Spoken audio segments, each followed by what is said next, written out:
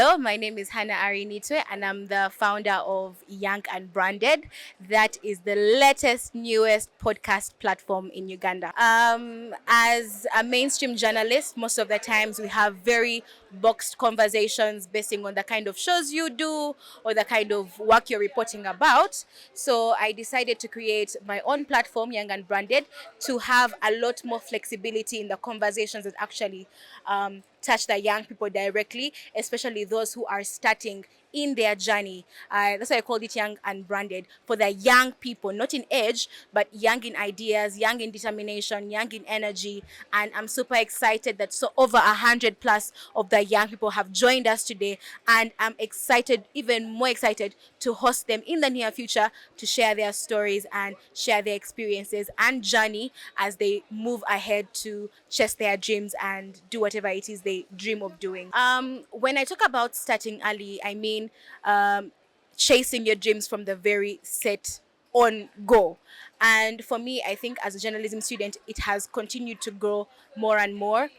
This year, actually, I directed the Electoral Commission. Electoral Commission advert for the young and elderly special interest groups. These are some of the fruits of starting early. Hi, my name is Linda. I'm Simi Rosette. I am a public speaker, I am an author, and I am a self-discovery advocate. And most importantly, I would like to talk about the benefits of starting early. When you start early, it's a big advantage. You get to make all the mistakes in the world and then come back all over again like never before. You get to experience the networks that you build and they would later help you in life. And then also, when you start early, yeah, you have the energy, you have the fresh mind, yeah, you have all of this creativity that someone at their 30s might not really be as creative, yeah. So start early because this is the youngest you will ever be. First of all, the 20s are the golden years. I like to tell the young people that if you don't use the 20s, then which years, which flow, which age bracket will you ever use, really? So this is the time. Use the energy, use the thinking, think as big as you can, be as creative as you can be, utilize all the opportunities that come your way, and set the standard for your 30s and the more years ahead. Yours, I'm Huntington Arinaitwe. Today has been a very, very big day for Hannah, but not Hannah as an individual or as someone who is spearheading Young and Branded, but Hannah as someone who loves inspiring many other young people. I remember Hannah as a journalist, her initial dream was to appear on read news. You know, the mainstream media that you appear on TV, you will read news, you will do all the other things. Little did she know that there is a wider scope of many other activities that you can be able to do under the media. So for you young people who have done media, you need to develop a wider outlook. There are so many things you can do to impact society. The young people, educating politicians on the kind of politics that people should be doing, not the politics of telling lies or promising air or promising bridges where there are no bridges, but real substance that you should be able to give to the community and be able to impact people. So I'm happy that Hannah is moving into that direction, and within her youthful age, that she is very keen on starting things that are able to impact the young people and also being able to make a contribution to the community. So I'm happy for today. Young and Branded is launched, and I feel there is much more coming. For the wonderful introduction. So I'm going to speak. When I was seated there and the previous panel was speaking, I was telling Donna the schools being mentioned. This one, St. Henry's, this one, St. Henry's, that one. And I jokingly told Dawn that it's funny, but my secondary school must have shifted from where it was. Probably it was wiped away. And he was asking me, what school is that? So I had to tell him, no, my school is this, when you're stopping down after Kasuri Tombs, there's a school there. So I want to speak to a lady or a gentleman or anyone here that comes from an environment that is the less privileged. You have not gone to the schools we hear of. You don't have any OB or OG in this room. I told him, I can't. I think I told you, this is what they call Katonda Jaba to me and you are having the same conversation. So I want to speak to that kind of person that means you're not even born with courage. You're not born seeing the things that they can happen because maybe your father's not in P4, so you're teaching him English now. So you literally have to cultivate that courage for yourself. That's where I'll start from. But then the question is, how do you even become more courageous to get things done? Still taking it back to growing up. I grew up from a village called Lusazi. So here was Isala. Isala on that village, the most educated person stops in civic form. Then when you get educated and you go out, if you're a girl, you get a man, the man makes you pregnant, you come back to your father's house with your baby.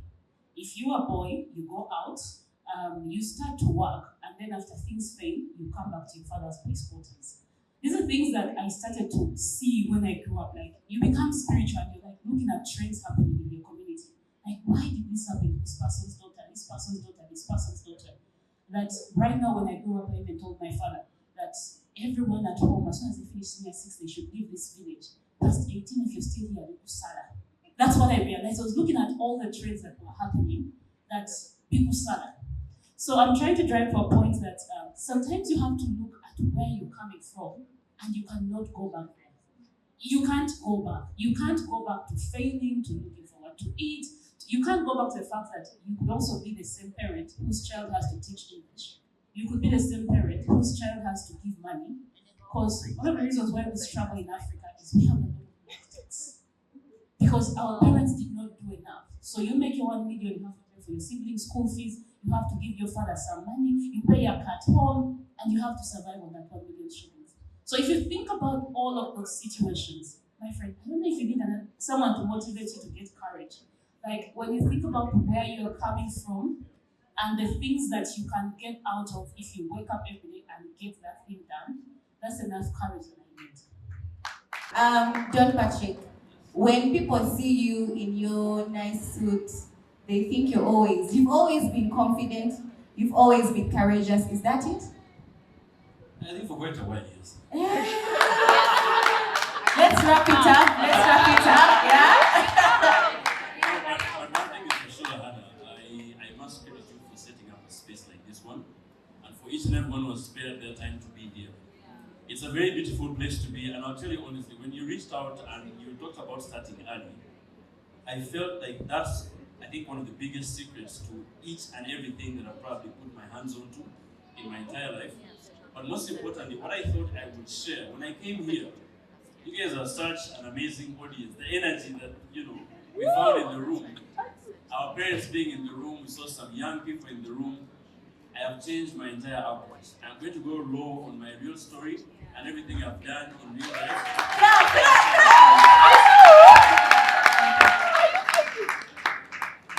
So, tell us, were you born confident? Were you born privileged to do all the things you're doing in terms of opportunities? Did you just win your elections when you had moves? Did things come easy?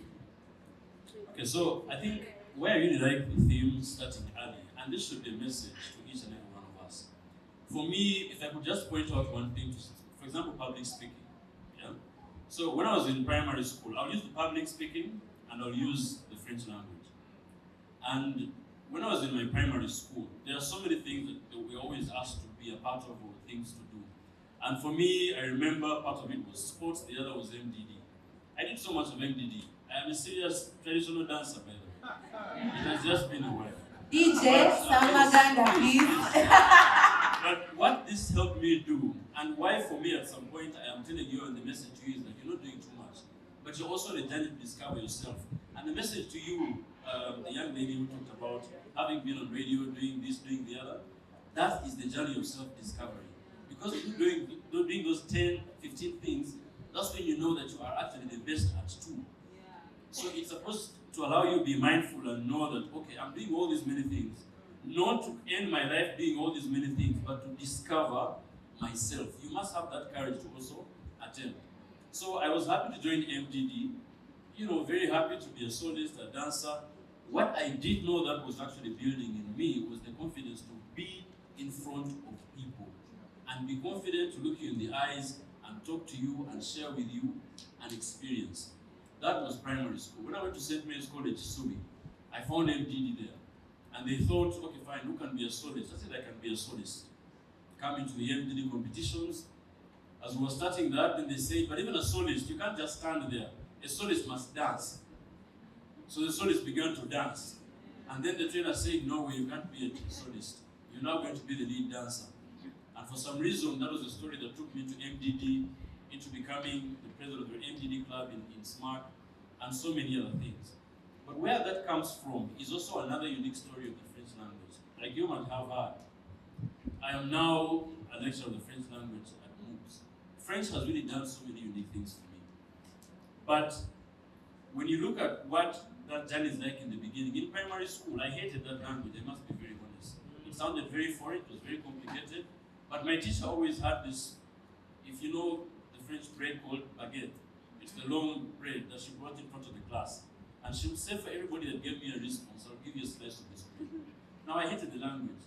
But every time I used to slice the bread at the end of the class, and she would tell the others, don't share with them. Those who are not active in the class. So I thought, but this bread, it must be really very tasty.